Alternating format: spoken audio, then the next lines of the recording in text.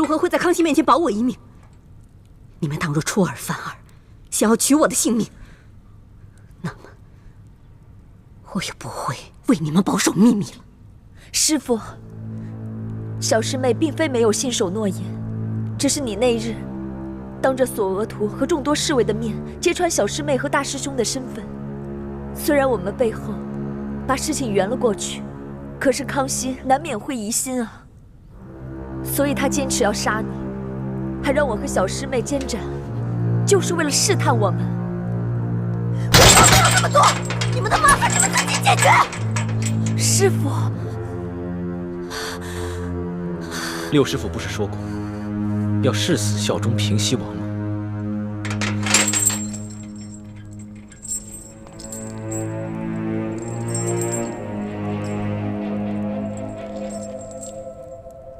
王爷对你们还抱有幻想，可是我在明珠谷潜伏这么多年，我太了解你爹和那些秦明余孽，他们对王爷的仇恨不比对清廷少，所以他们不可能真心跟王爷结盟。倘若我不能保全性命，至少要削弱你们明珠谷的势力，让康熙和你们斗个两败俱伤，那我也算是报答王爷了。六师父，我知道你痛恨我们朱氏，所以要阻碍我们光复大明。你只想保住吴三桂，报他的私恩，但你想过没有？眼下康熙已经下定决心要撤藩，并在暗中加紧筹备。若没有我们这些朱明联盟的支持，吴三桂只怕独立难支，还望六师父三思。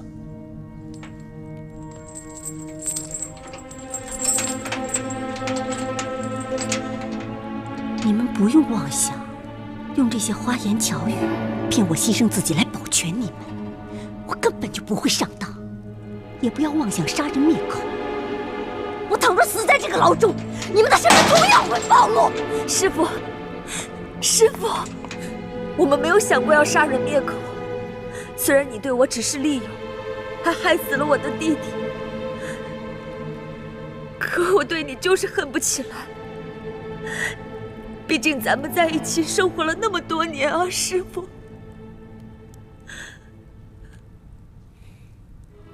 六师父，我好歹叫了你10年的六师父，我若真要狠下心来杀你，那日在永和宫便动手了，何至于等到索额图他们来，让你有机会拆穿我和义皇？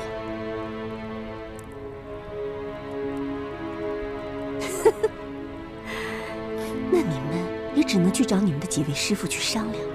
倘若不能让康熙饶我一命，那你们只能去劫法场了。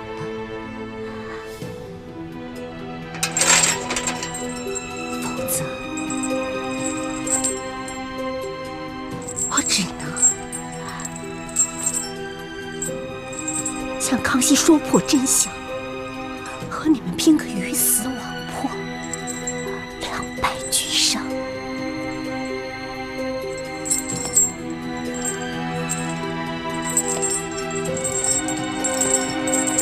师父，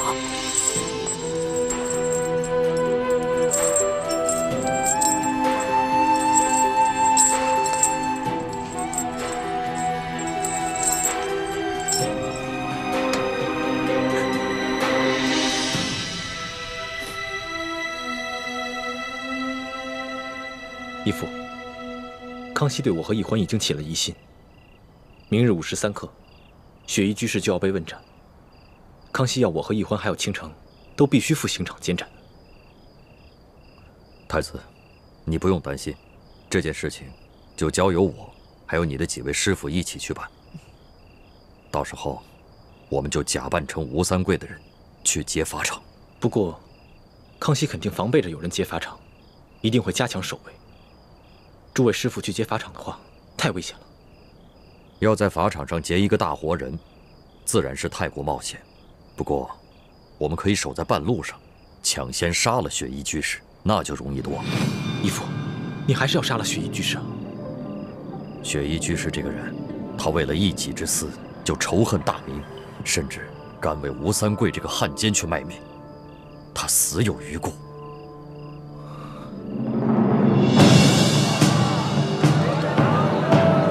让开，让开啊！别看了，别看了！都让开，别看了啊！别看了，别看了！听说这死囚是平西王的死对头，别看了，别看了！让开，让开！当嬷嬷，心想刺杀皇上，嫁祸给平西王，死罪啊！还好皇上福大命大，躲过了一劫。听说皇上今天要亲自监斩呢。居然用了这种特制的铁笼子，难道他们怕我们中途行刺？咱们根本下不了手，怎么办？只能在法场上动手了。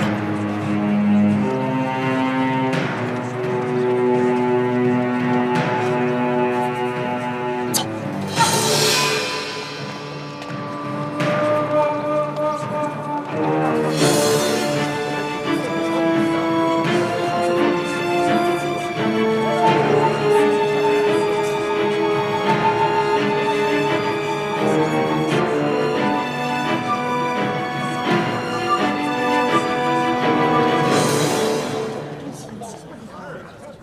二公子，皇上，待处决了雪衣居士之后，这平西王就可以高枕无忧了。微臣待家父，谢皇上恩典。平身吧。谢皇上。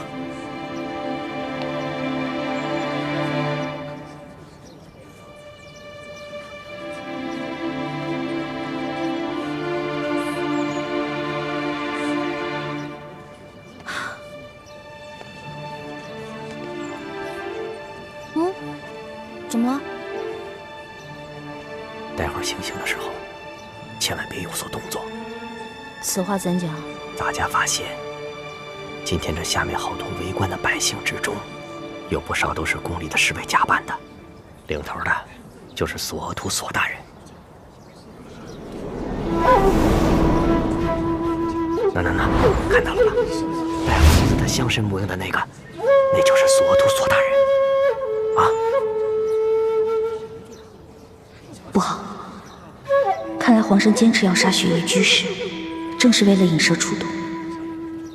我该怎么通知师傅他们呢？你要去哪儿啊？我想去刑场旁边去看热闹。胡闹！万一人群中有刺客怎么办？那岂不危险了？回来，在朕的身边待着。哦。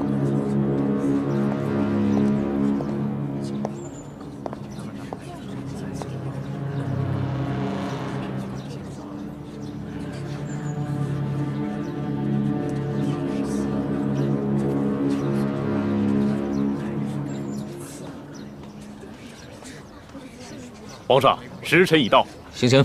这时辰到，行刑。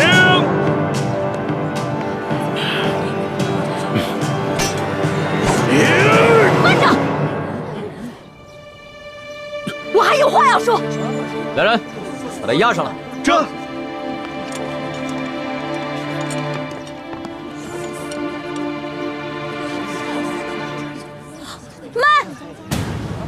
你又要干什么？皇上，有刺客！哎，有刺客！保护皇上！有刺客！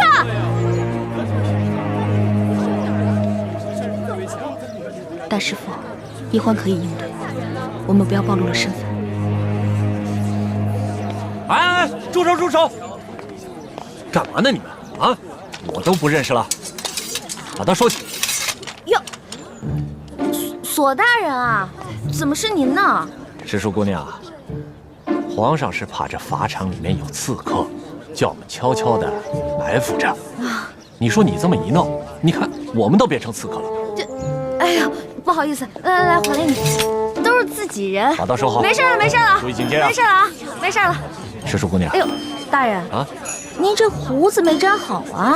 哎呦，啊！哎，我这么一闹，爹和师傅们应该趁机下手才是啊，怎么不仅不动手，反而撤了？石树姑娘，你看我这……啊，胡子给您摘掉了哈。石树姑娘，你这倒是瞧什么呢？没有啊，我再看看还有没有什么可疑的人。可疑的人？对。学医居士，你有何话要说？草民要举报潜伏在皇上身边的奸细。好，若你能戴罪立功，朕饶你不死。这2个奸细，一个是深受皇上宠爱的笔墨诗书李义欢，另一个则是他的哥哥李建清、李太医，他们都来自明珠谷，而这个明珠谷乃是前明余孽联盟的基地之一。那你又有何证据说明他兄妹2人来自明珠谷？当然有证据。鳌拜鳌大人说过，他在明珠谷埋伏有眼线，而这个眼线已经回报说过，这个李氏兄妹就是明珠谷的人。你怎么知道鳌拜说过此话？草民和皇后宫中的几个嬷嬷、宫女们关系甚好，是听他们私下里说的。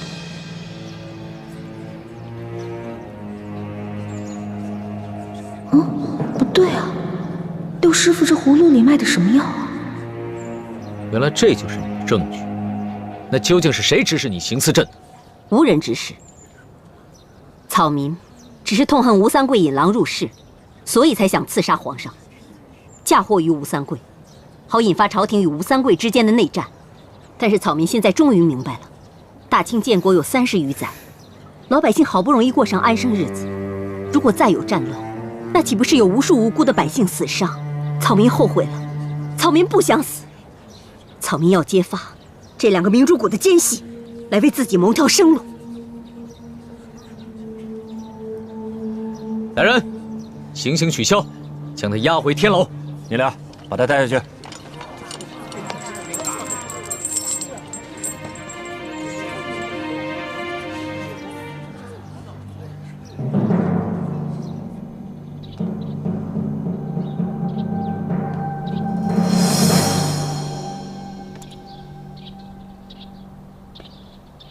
索图，鳌拜那些挑拨离间的话是你告诉皇后的吧？原来李氏兄妹是奸细的谣言就是这么传出来的，还真是3人成事虎，连朕都险些当真了。皇上恕罪，奴才只是在和皇后聊家常的时候，不小心说漏了几句，没想到皇后身边的人竟然把这些话都给传出去了。索图，朕知道你是皇后的亲叔叔，你要维护皇后乃人之常情，但朕也是人，朕也有七情六欲，朕身边需要这么一个知心斗趣的人。奕欢是汉女，自由定了亲，她早晚都要出宫嫁人的，她也威胁不到皇后的地位，你明白吗？皇上，奴才真的是冤枉。奴才这些所为，并非是为了维护皇后啊。奴才所做的一切，都是因为担心皇上和大清的安危啊。不过奴才现在知道错了，是奴才多虑了。奴才以后再也不会如此了，请皇上恕罪。行了，起来吧。这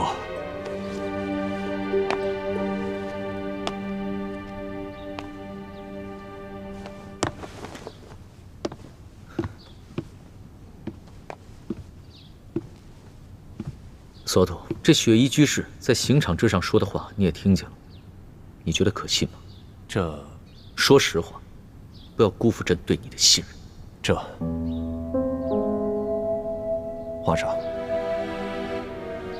奴才觉得雪衣居士所说的话也只是道听途说，并没有真凭实据，所以并不可全信。但要真是让奴才完全不再怀疑李氏兄妹，可奴才这心里的确是不踏实啊。你也倒算是说了一回实话。其实啊，朕的心中和你想的是一样的。若是这雪衣居士真的是在临死前动摇，那他就应该说出所有的真相。可是他在言语之中，分明还是在替吴三桂开脱，只是死咬着李氏兄妹不放。这就说明他和鳌拜一样，都是在打击报复、挑拨离间。可是不知道为什么，朕的心中总隐隐有些不踏实。那皇上，这雪衣居士是杀还是不杀？您先留着，说不定还有用。这。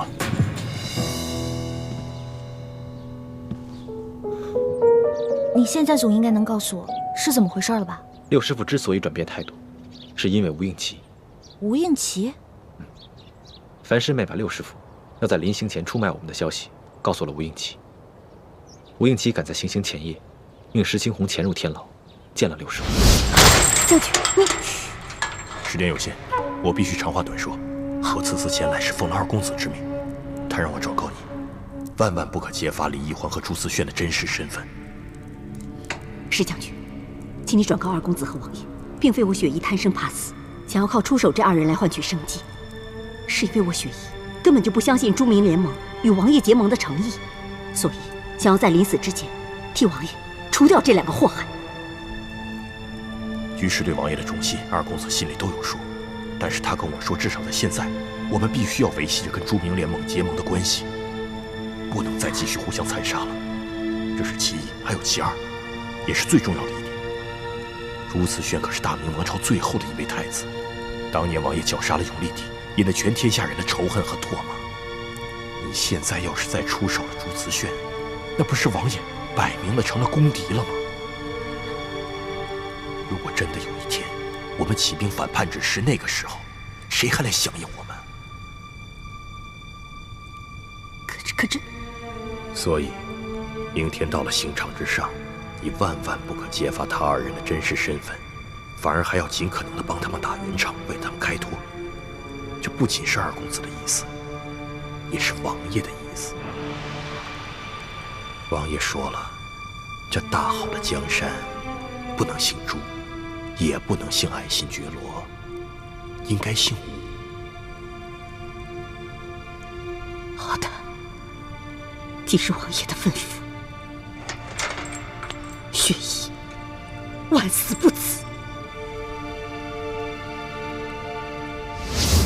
六师傅对吴三桂果然是忠心耿耿，他听了石青红的话，表面上是在出卖我们，实际上却是让康熙更加认定他是在报复我们，故意在挑拨离间。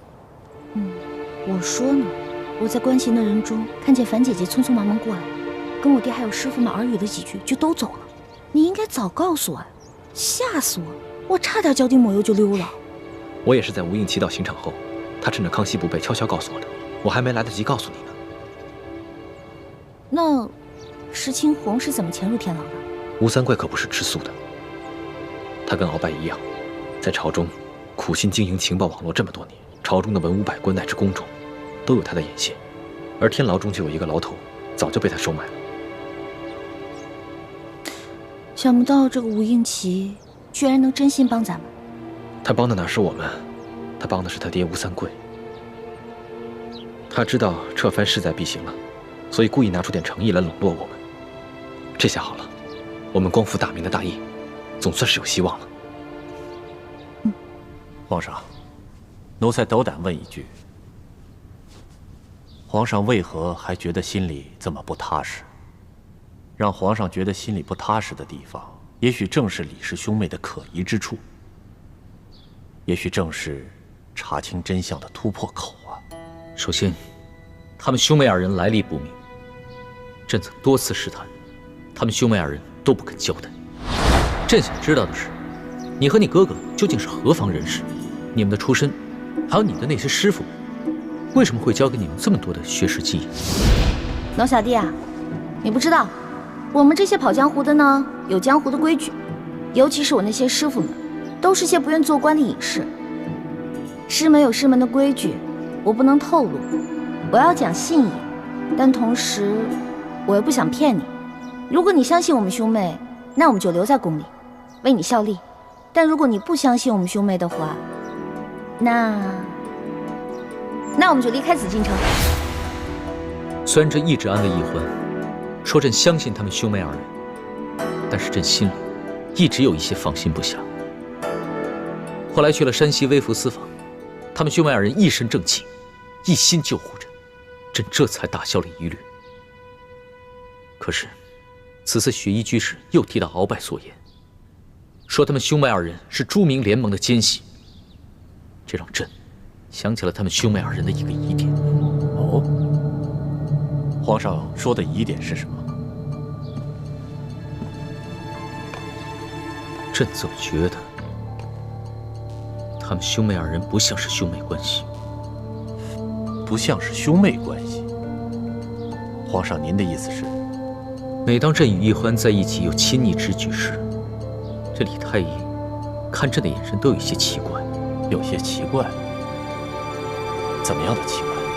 那种感觉很微妙，朕说不上来，但绝对不是一个哥哥的反应，倒像奕欢是他的恋人，他在吃醋。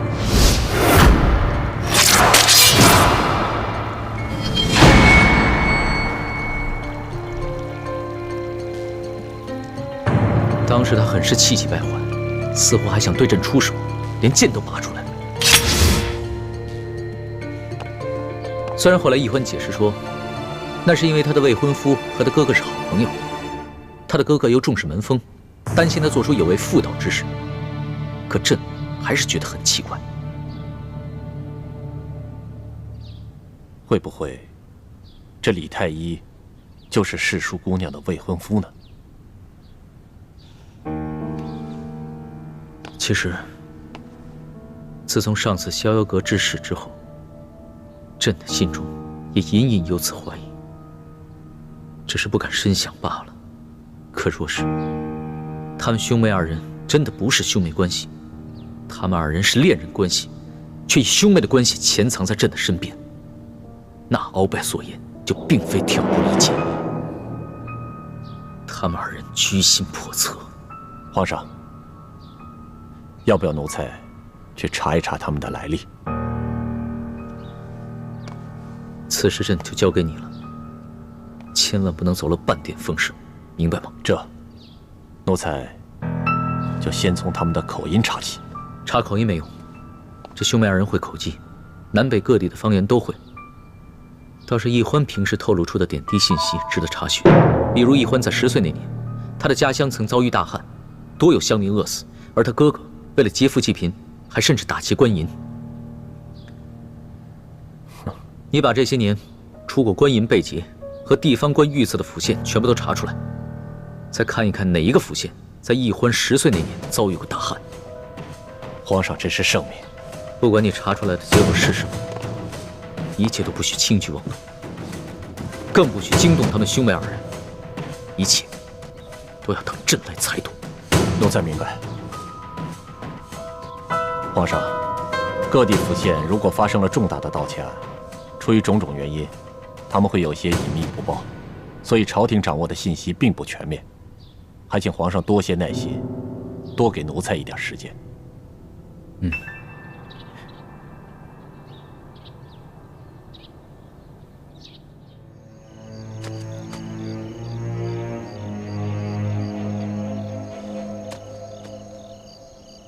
建清，你跟我说句实话，你跟奕欢到底是不是真的亲兄妹啊？自然是真的兄妹。叔父怎么问起这个来了？哎呀，都到这个时候了，你还瞒着我？其实你们平时在一起的时候，我就隐隐约约觉得你们的关系有点奇怪，我就没往深了想。今天听皇上跟索额图所言，他们也怀疑你们不是真的兄妹，我这才起了疑心。康熙和索额图怀疑我跟奕欢不是真的兄妹？不错，建清，到了这个时候，你还不跟我说句实话呀？不错，我跟奕欢的确不是亲生兄妹，我只是义父的养子，奕欢才是义父的亲生女儿。义父从小就为我和奕欢定了亲，我们是未婚的夫妇。啊？你们……嗨！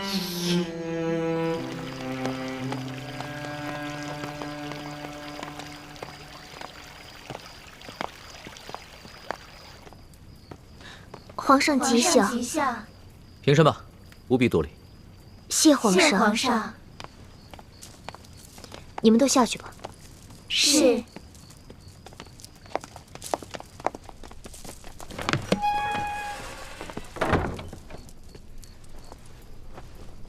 妾身要向皇上请罪，妾身不该把三叔透露给妾身的消息口无遮拦，说之与下人知道。妾身没能约束好下人，致使下人以讹传讹，误伤了皇上的心爱之人。妾身向皇上请罪。罢了，朕知道你也是为了朕好，关心则乱了，但是下不为例。你的坤宁宫应该是6宫的表率，朕不希望它成为后宫谣言的起源。妾身知错，绝不再犯。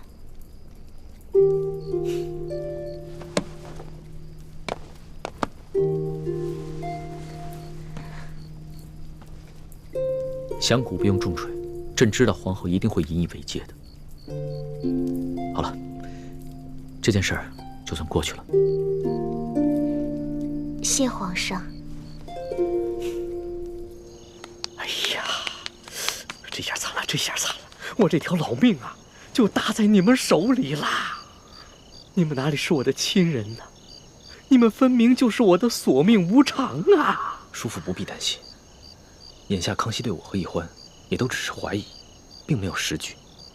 而我们已经拿到了通匣，完成了清查内奸的任务，继续留在紫禁城里，不过是为了打探消息而已。一旦发现情势不对的话，我们会立即撤离，绝对不会连累叔父你的。事情不像你想的那么简单，事情的发展，你们根本就控制不了。就好像我本来是想跟你们保持一定距离，可现在又不知不觉的被卷了进来。哎，叔父不必担心，为了保证您的安全，同时保住义父他自己的脸面，有你这么一个亲弟弟的事情，他没有告诉我们联盟的其他人。眼下知道这个秘密的，只有我和奕欢，还有倾城一库3个人。哎，你们干嘛来认我这个亲？你们不该来认亲。哎，你们不该来认亲。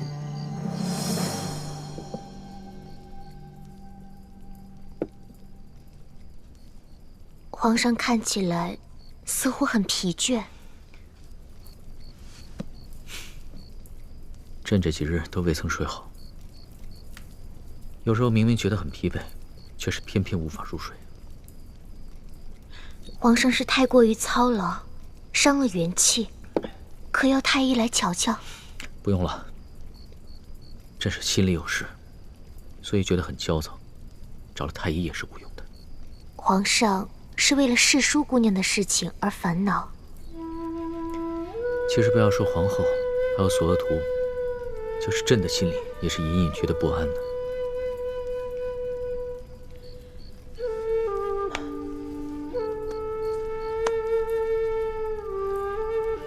皇后，朕自亲政以来，一直忙于国事，无法陪你。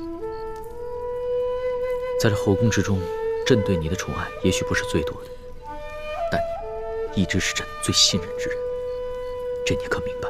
妾身明白，妾身对皇上的信任很是感激。妾身只是恨自己无能，无能替皇上分忧解愁。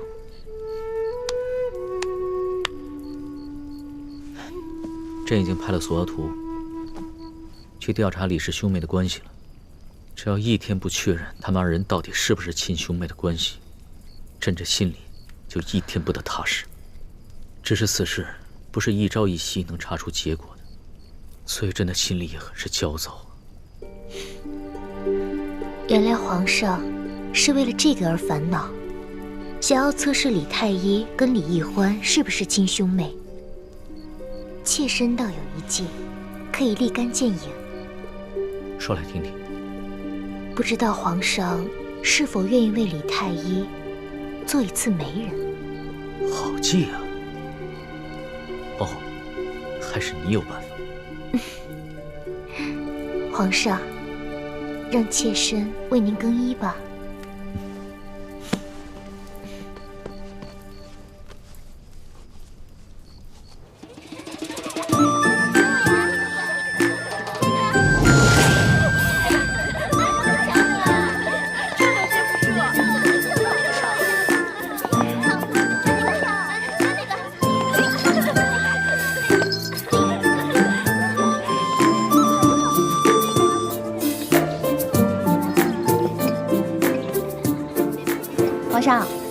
你今天心情很好啊，让皇后组织各嫔妃还有格格出来游玩，我能不能跟他们一块儿去玩？那不行，你得待在朕的身边。为什么呀？奴婢只不过是个笔墨侍书，现在又不是在御书房里办公，为什么我就不能出去玩啊？待会儿有好戏瞧的，你先稍安勿躁。这个亭子里的帘子啊，全都是里边看得到外面，外边看不到里边的。哎，好戏来了！啊，真的有好戏看啊！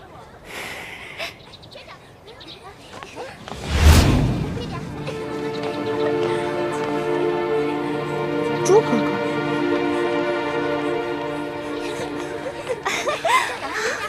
哎，这是谁啊？长得这么俊。这人我也没见过，不是皇宫的人。不过能进御花园的人，定是皇上赏识的人。快来快来，看他背着药箱，肯定是太医呀。太医不都是些七老八十的老头子吗？什么时候来了个这么年轻的？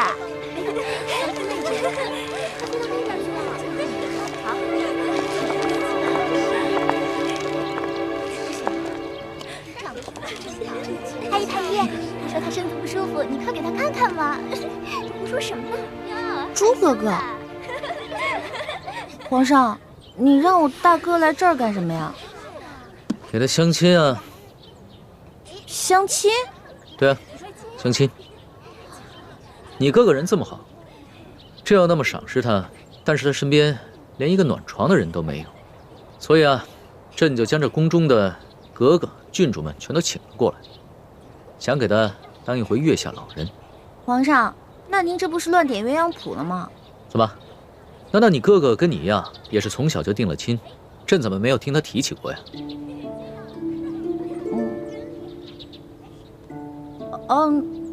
那倒没有，奴婢最有家贫，哪有钱给我哥哥定亲啊？那就好。你哥哥乃是罕见的文武全才，前途无量啊，又长得那么一表人才，你看看那些格格们，个个都在偷偷瞧他，看来对他很是动心呢。而且这李爱卿看到这么多美女娇娃，不也是如痴如醉的吗？皇上，您可是皇上啊，放着朝廷大事不管，现在怎么反而当起媒人了呀？朕总不能天天只忙着国家大事吧，也得找一些有趣的事情来做一做呀。再说了，朕也得关心一下自己身边的能臣嘛。朕给你找了一个大嫂，让你哥哥当了额驸，那咱们俩可就是亲戚关系，那关系岂不是更近了一步？哦。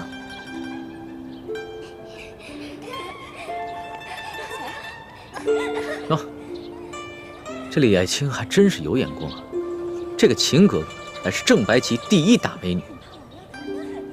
猪哥哥这是怎么了？他平时不是这样的急色之人。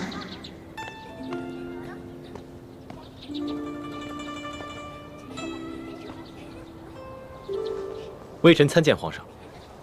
免礼。谢皇上。李爱卿，朕让你看的佳人都看了吗？回皇上，都已经看完了。那你觉得美吗？公主格格们个个都貌美如花。那朕让你选的人选出来没有？微臣看得匆忙，一时还未能选出来。好，那你再回去考虑考虑，明天你再给朕答复。请皇上放心，微臣定不负皇上的信任。退下。微臣告退。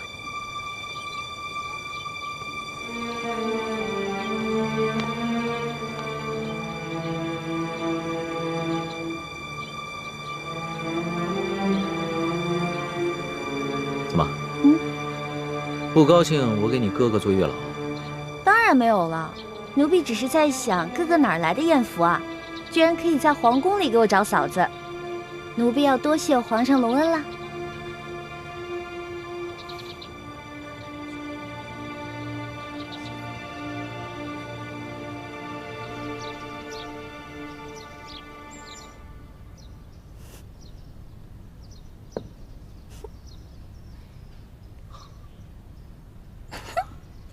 欢妹，你笑什么？什么事啊，那么好笑？今天龙小弟让你去相亲，你还真去了？哎，看了那么多公主格格的，是不是心花怒放啊？你开什么玩笑？我什么时候去相亲了？怎么样？怎么样？那么多公主格格的，看上哪家的金枝玉叶啦？康熙跟你说的。嗯。今年康熙宣我去御花园，说有一个王妃，不知道自己得了一种传染病，现在一病不起。他担心跟他接触过的公主格格们也被传染，所以让我进行观察，一旦发现马上隔离。但我找了许久，都没有发现什么。那为什么康熙要骗我，说你是去相亲啊？糟了，叔父提醒过我，康熙对你我仍有疑心，甚至怀疑你我的关系。但我没有想到，他居然会以这样一种方式来试探你我。你有没有露出什么破绽？我应该没有。还好我中途的时候看了一眼叔父的眼神，他给我递了个眼色，我当时就在想，这是不是康熙在试探我？所以我就装作若无其事的样子。我觉得他没有看出什么破绽吧。都怪我。估计以前我看到你跟康熙亲热，没有控制好自己的情绪，估计被他瞧出了破绽。以后我们要加倍小心。现在铜匣已经找到了，内奸也铲除了，我特别想带你离开。不过义父说了，我们还要继续留在康熙身边，刺探军情，协助吴三桂起兵。嗯，但是说好了，这次可是你让我跟康熙假意亲近的，到时候你别再说我了。你自己说的，你对康熙已经死心了，我能不相信你吗？嗯。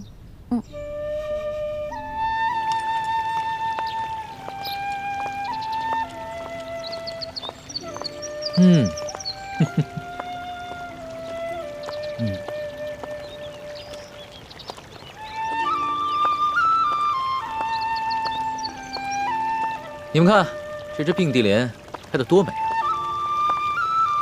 是啊，皇上，花开并蒂，寓意着阴阳和谐，这是吉祥之兆。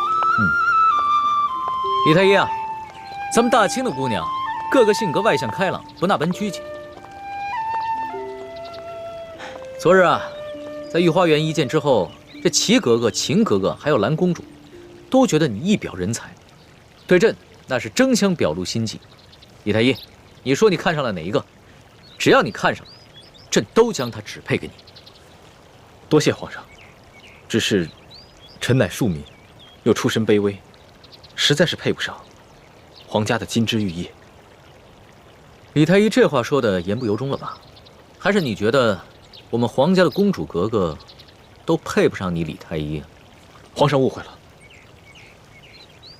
不是臣的眼光高，而是臣从小便定下了婚约。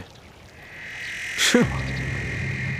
李欢，你昨日跟朕说你自幼家贫，哥哥没有定下婚约，现在你哥哥又说他有婚约在身，这到底是怎么回事啊？皇上，臣和奕欢说的都是实情，只是奕欢顾及臣的颜面，没有将事情完全说出来。那你现在到底有没有婚约在身呢？臣自小确实定了婚约，臣和臣的未婚妻可以说是青梅竹马，两小无猜。只是后来臣醉心于医术，离乡求学，于是事情便发生了变故。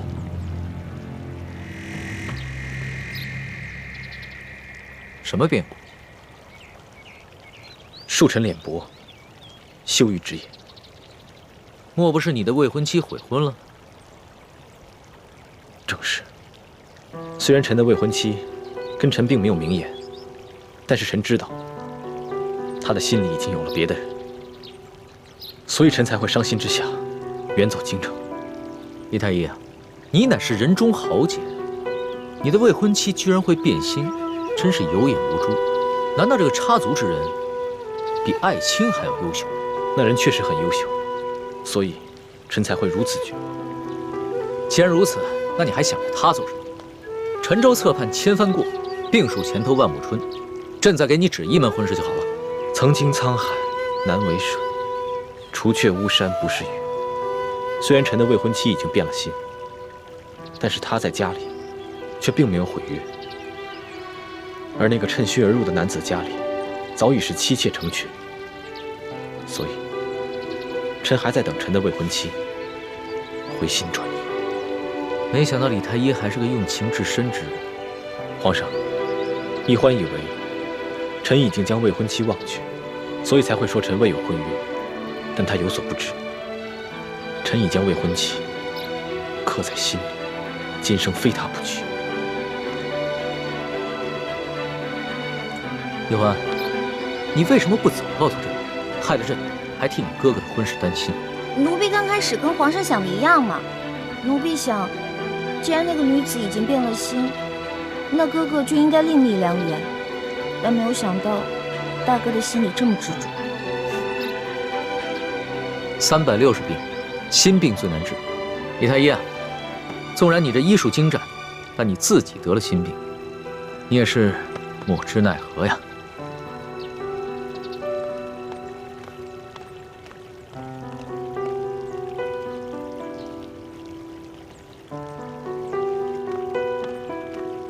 你这医术精湛，但你自己得了心病，你也是莫之奈何呀。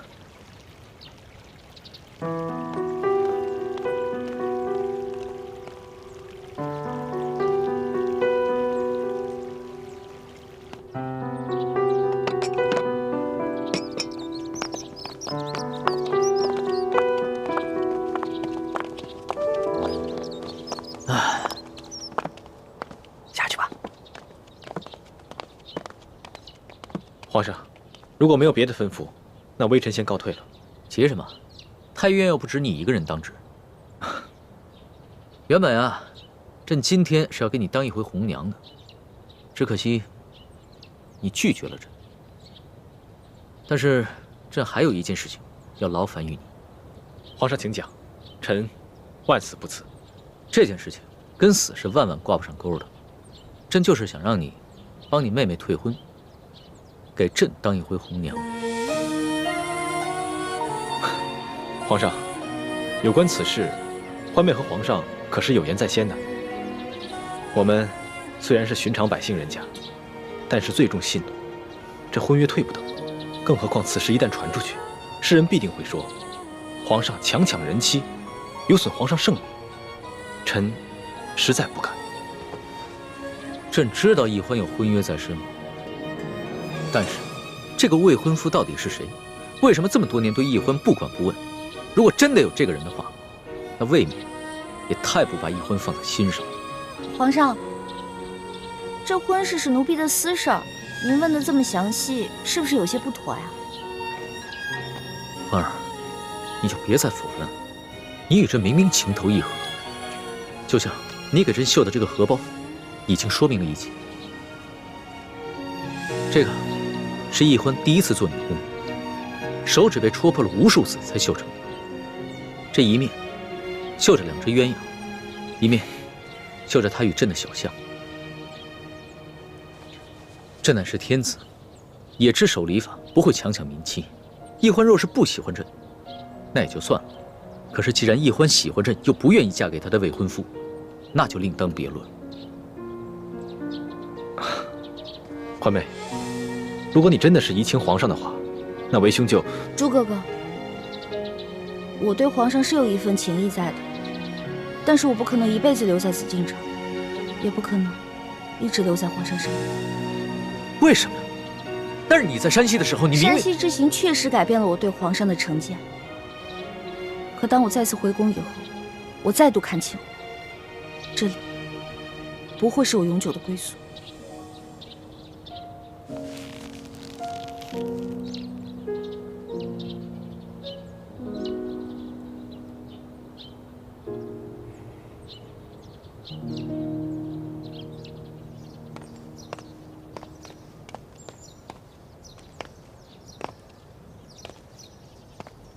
左土，奴才在。你觉得李氏兄妹二人所言属实吗？回皇上的话，奴才觉得这二人回答的得体，并无明显的破绽。只是奴才这心里跟皇上一样，总觉得他们俩不像是纯粹的兄妹关系。这李太医有婚约在身，应该不假。只是他口中的未婚妻，却耐人寻味。莫非这未婚妻指的是世淑姑娘，而这强行介入者指的是皇上您？哎呀，这无凭无据的，奴才可是妄议了。你必须尽快按照朕上次说的方法，查实了兄妹二人的真实身份。这。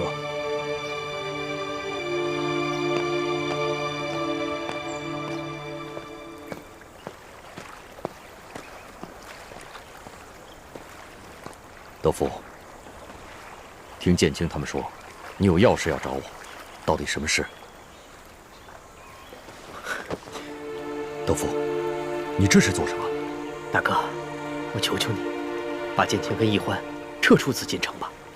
你们要光复大明，我管不着，我只求你们不要连累我。我从来就没有想到要连累你。你甘愿做大清朝廷的奴才，我管不着。咱们各干各的，各听天命。大哥，可是建清跟易欢他们现在在宫中的处境十分危险，皇上已经怀疑他们不是兄妹了。什么？我怎么没有听到易欢向我禀报过？大哥，我知道你有很多秘密都瞒着我，可是我万万没有想到，你明明给建清和易欢已经定了亲，却还把易欢派去皇上身边行使美人计。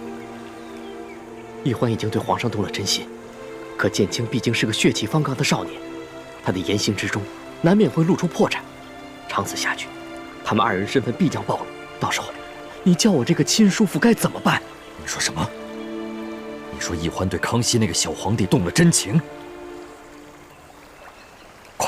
快起来说话！大哥，此事万万耽误不得，若不尽早把他们撤出紫禁城，必出大祸。到那个时候，别说我保不住他们两个，就连我自己也是自身难保。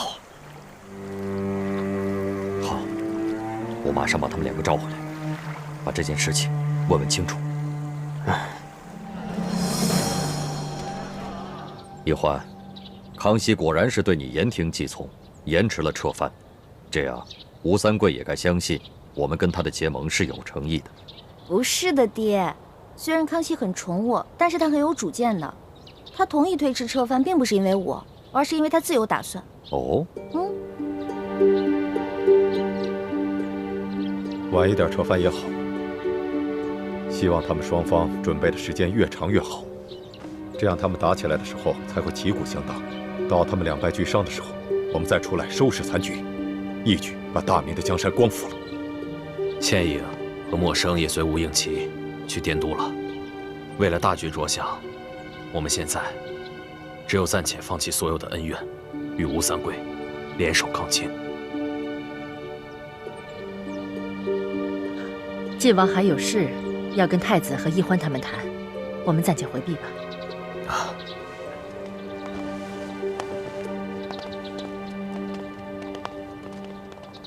爹，你有什么事情跟我跟朱哥哥说啊？干嘛非让几个师傅回避啊？爹接下来谈的事情，是有关你们的名节。如果几位师傅在场，你们会很尴尬，所以他们就先回避了。义父，你想谈的是你跟易欢的婚事。易欢，爹且问你，你潜伏在康熙身边，每天与他朝夕相伴，是否对他动了真心？欢妹，你别误会，我从来没在义父面前说过什么。爹，您瞎猜什么呢？我怎么可能对康熙动真心啊？当真没有？当真没有。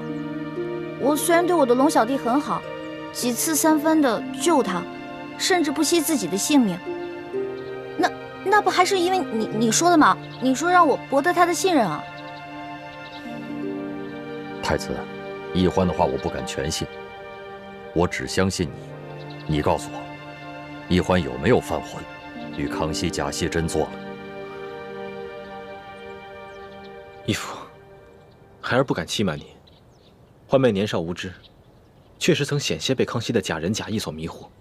但自从康熙言而无信，放过了隆德多、阿必齐等8旗权贵后，欢妹就及时醒悟了。现在欢妹对他就只是虚与委蛇，为了光复大明的大业，委曲求全。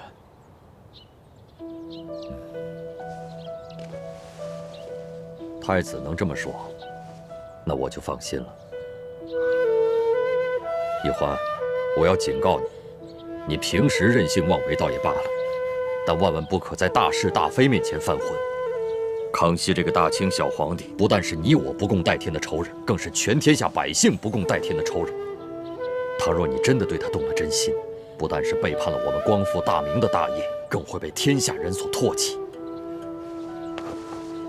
爹，皇儿知道，皇儿不敢。欢儿，你身份特殊，你是我大明，你是我李定国的女儿，更是未来的太子妃。你若真的犯下不可挽回的错误，那爹只有先杀了你，然后再自杀以谢天下。义父放心，有我照顾欢妹，她一定不会犯错的。等到时机成熟，我会亲手杀了康熙，永绝后患。大哥，你千万不要相信奕欢的话。他在皇上身边已经大半年，我已经把这3个人的关系看得清清楚楚。奕欢对建清只有兄妹之情，对皇上才是男女之爱呀。不可能，我相信我的女儿，她不会真的爱上康熙那个小皇帝。我也相信建清，建清可是他的未婚夫。就算是奕欢对康熙假戏真做，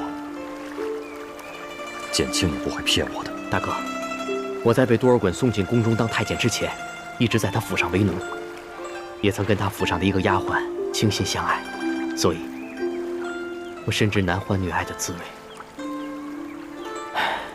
在这宫中30年来，后宫中所有的嫔妃，谁对皇上是真心，谁是假意，任他如何伪装，都逃不过我的眼睛。奕欢可能是在逃避，在抗拒，可他却越陷越深。如果你再不把他2人撤出紫禁城的话，将来真的出了什么大事，你后悔就来不及了。我们虽然拿到了铜匣，也铲除了内奸，但现在吴三桂跟清廷开战在即，我是不会把他们撤走的。弟弟，你这么催着我把他们撤走，是怕被连累吧？你，要不然，你也不会骗我，甚至不惜抹黑奕欢的名节。怎么？难道我说错了吗？你真的舍得这么多年来攒下的金山银山？你真的舍得这份荣华富贵吗？好，你说的对，我就是怕被连累，所以你尽快把他们撤出紫禁城，要不然我就去皇上那儿告发你们，这样至少能保住我自己。站住！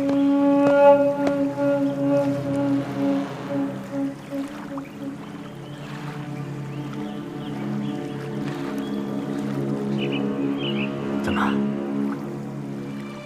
你要杀人灭口吗？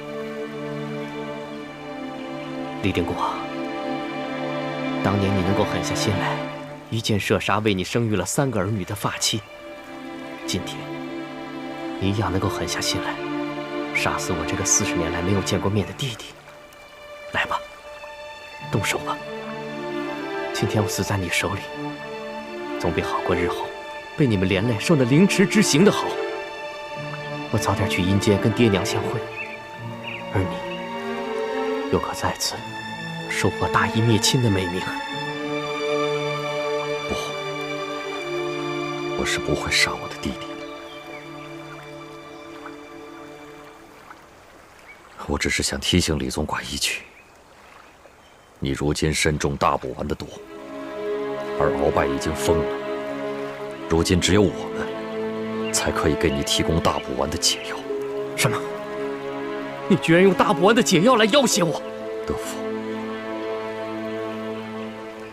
哥哥这么做也是迫不得已。弟弟，不要叫我弟弟，住口！我没你这个哥哥，在你眼里，我是清廷的奴才，而在我眼里，你又何尝不是朱明王朝的走狗？事到如今，我已经预感到，我将来会不得好死，而你必将也不得善终。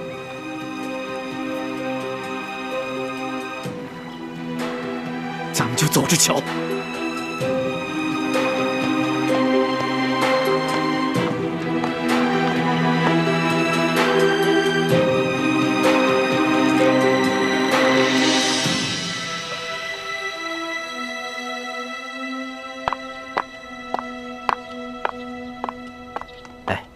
石树姑娘，皇上昨天晚上收到2封加急的奏折，连夜召集文武大臣商议，直至凌晨方散。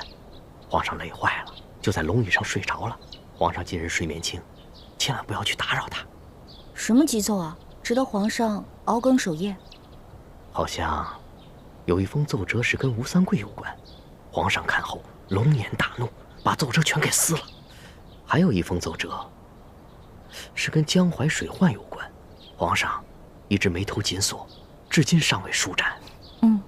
我知道了。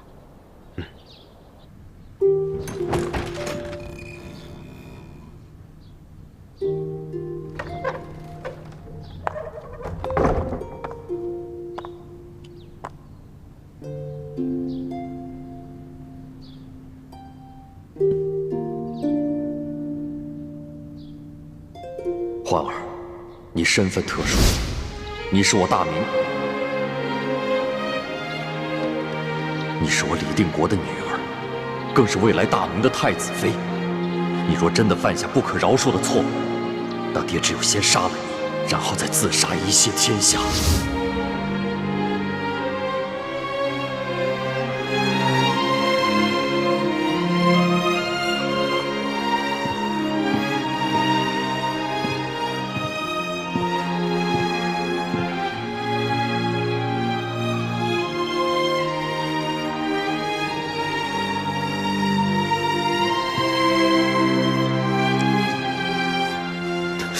龙小弟，是我。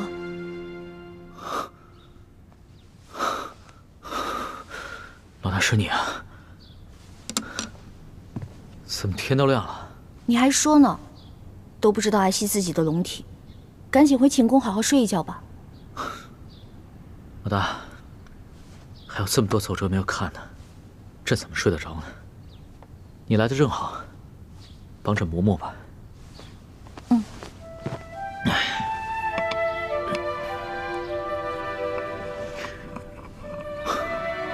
龙小弟啊，刚才你似乎受到了惊吓。在老百姓眼里啊，你是高高在上的皇上，威武尊贵。没想到你也有害怕的时候。朕刚刚做了一个梦，梦到鳌拜要行刺朕，朕抓住了一把匕首，没料到匕首却被他反夺了去。一醒来，才发现是你把朕的笔给拿走了。龙小弟，你8岁登基，如今才亲政，在过往的岁月里，你一定受到了很多惊吓和委屈吧？一定过得很不容易。不容易。不管是老百姓，还是达官贵人，或是天子，都各有各的不容易。只不过朕的不容易啊，不能轻易告诉别人。朕的内心哪怕是再脆弱、再痛苦，都必须得藏起来，必须以最光鲜亮丽、威武的一面出现在文武百官面前。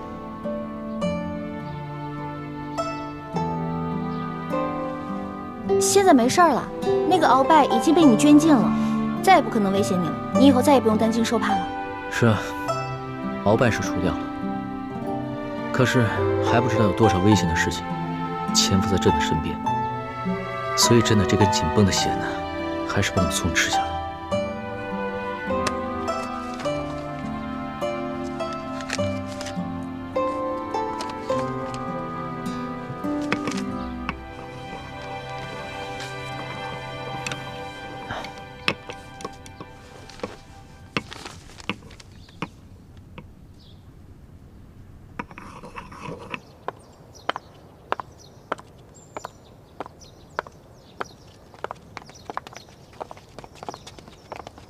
史书姑娘，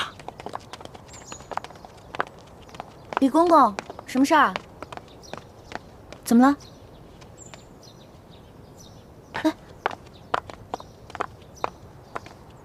你还是想办法，赶紧撤离紫禁城吧，不要留在皇上身边了。叔父，你是说，索额图跟皇上可能发现什么了？哎，你要是等皇上跟索额图发现了什么，那就全完了。铜匣不是找着了吗？内奸也清除了，那你还留在这个紫禁城干什么呀？我是想离开紫禁城，可是我爹不让。哎，你爹呀，是想让你留在皇宫里去打探消息，他是说什么也不相信。你已经对皇上动了真心，可是叔父我把这一切瞧得明明白白。哎，要是继续留在这紫禁城啊，你不但会连累叔父我，就连你跟剑清的小命儿，早晚也得给搭上。叔父，易欢，叔父是不想离开这紫禁城了，因为我是个太监，没法再过正常人的生活。就算我有再多的钱，也会被人嘲笑，被人羞辱。可是你不一样啊！你看，你从小就生活在乡野，自由自在，你年轻又美貌，而且还有剑清那个文武双全的未婚夫婿，你何必贪恋皇上的一时恩宠，而留在这个吃人不吐骨头的地方啊？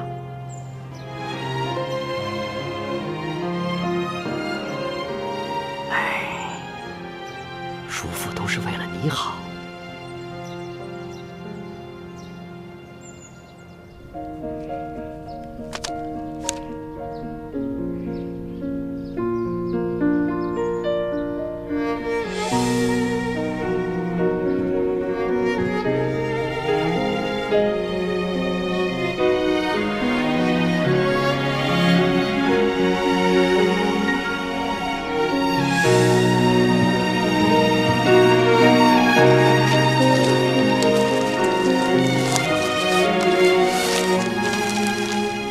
龙小弟，老大我久居深宫，早已没有了出入宫时的乐趣，反而如鸟入囚笼，不得自在。所以老大去也，勿追勿弃勿恼，各自珍重。皇上，会不会是李易欢他们兄妹二人听到了什么风声，现在逃走了？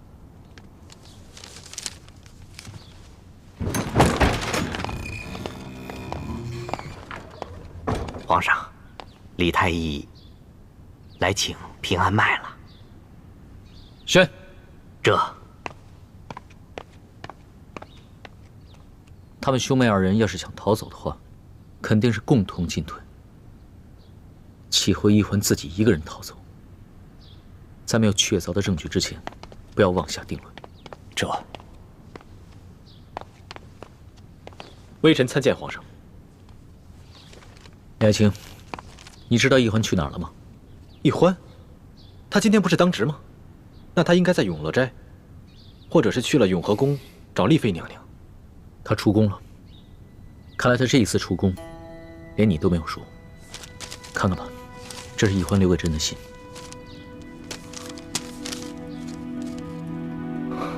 欢梅，想不到你居然会不辞而别。李爱卿，你知道易欢大概会去哪儿吗？臣妹自幼性情顽劣，常常离家出走，臣也不知道他会去哪里。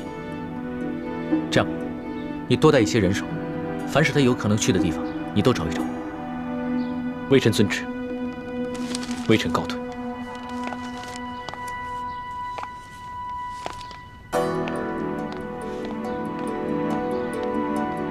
奇怪，这易欢为什么会连他哥哥都不说，就一个人出宫？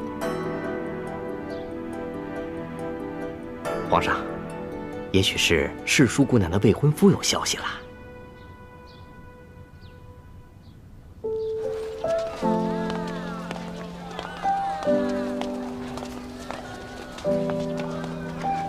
带的什么？就一个包裹。去，查查那两个人。哎，你站住！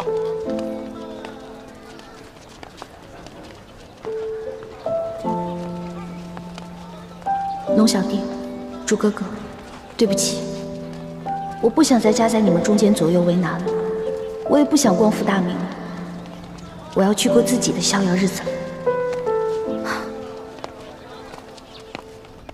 你说什么？易欢出走了？是，他没有告诉我，也没有告诉义父和诸位师长，只留给康熙一封信，说是厌倦了宫里的生活，想要出去逍遥自在。这不应该啊！小师妹虽然平时任性，但她在大事上从来不糊涂。她怎么可能突然放弃任务，不跟我们说一声就走了呢？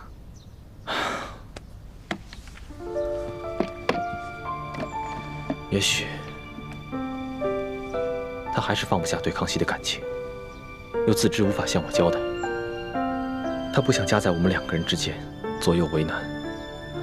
以他那不管不顾的个性啊，就干脆一走了之了。大师兄，你不必难过。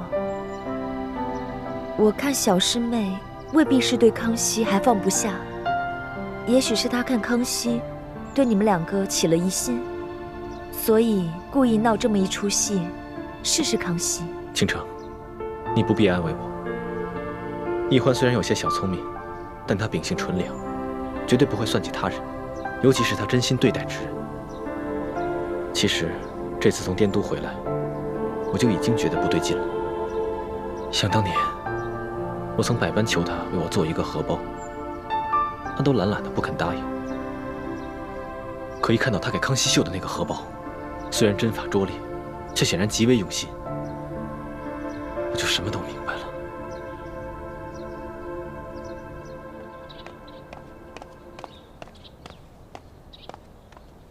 哎，李太医，等一等。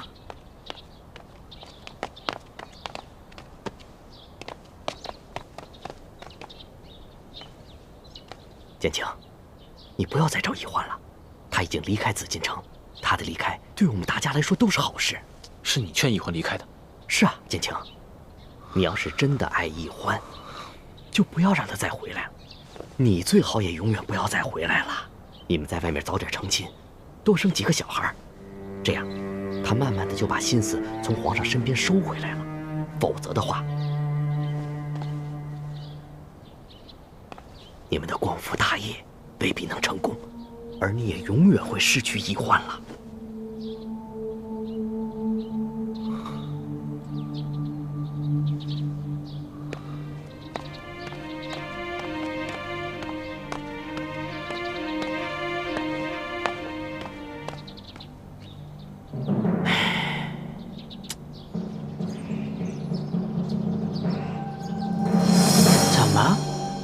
皇上出宫了。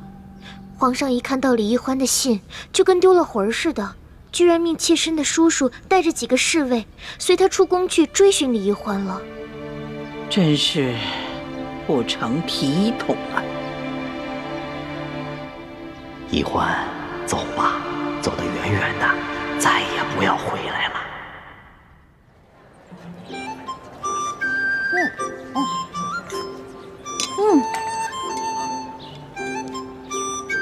二位里边请。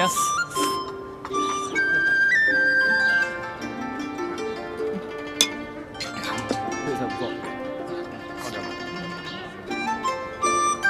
客官这边请。来。哎，小二，有没有环境好点的雅间儿？啊，这边。来，那边。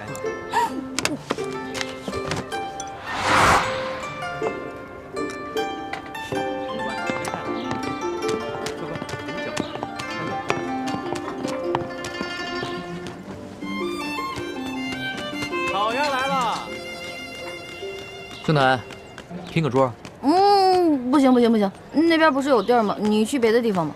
二位，您的烤鸭。老大，是你吧？不是我。二位，慢用。你这个黄庭坚的真谛还是我送给你的呢。不过老大确实讲信用，没有把我给你的扇子拿去当了卖钱。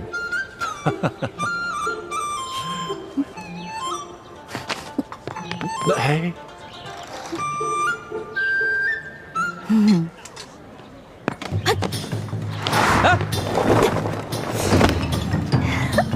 老大！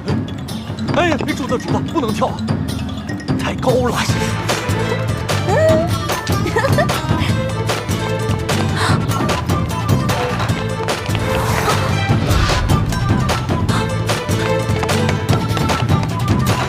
主子，这怎么办啊？追啊！追啊！送我过河，我给你2两银子。好嘞，来，慢点儿。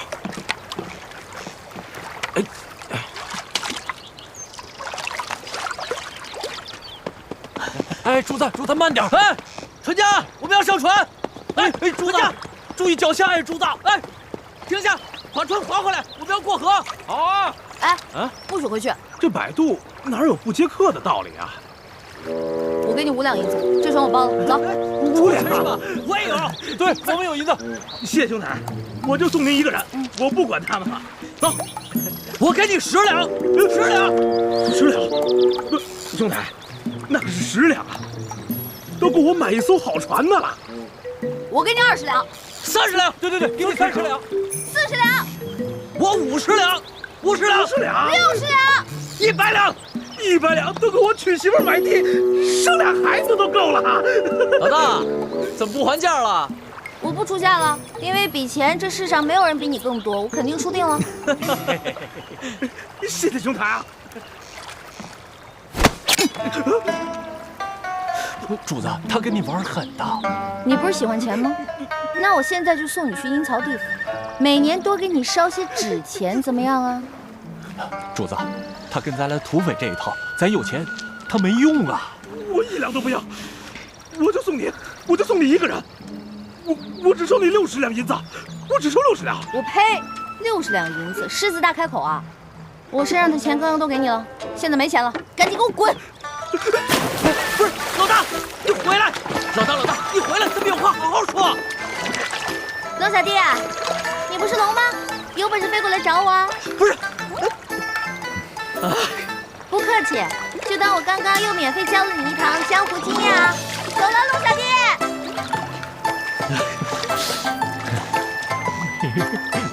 你笑什么呀？找船去！哎呦，皇上，这儿就这么一条船，没船了。你怎么这么没用啊？主子，东平客栈找遍了，没有。主子，西边也找过了，没有。